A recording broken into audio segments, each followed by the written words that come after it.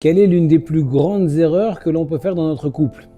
Eh bien, c'est de penser que l'autre va deviner ce qu'on ressent. Aujourd'hui, il y a beaucoup de gens qui attendent de leur conjoint ou de leur conjointe qu'elle devine ce qu'il ressent. Alors on garde, on accumule, on ne parle pas, on ne verbalise pas, et au bout d'un moment, on finit par exploser.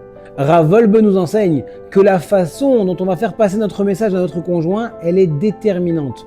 On peut ou construire ou détruire. Arrêtons de penser qu'en regardant son mari ou sa femme avec insistance, il va forcément comprendre qu'on a envie de X ou de Y.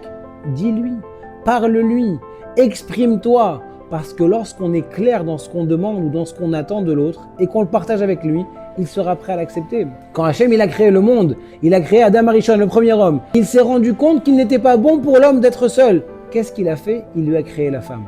C'est-à-dire qu'Hachem, il avait compris que l'homme ou la femme ont besoin d'un conjoint, ont besoin de quelqu'un avec qui converser, avec qui échanger. Alors la base du Shalom Bayit, c'est de comprendre, comme Hachem l'a voulu, que l'on puisse communiquer entre nous. Et dès qu'on aura une bonne communication, notre Shalom Bayit ira déjà beaucoup mieux.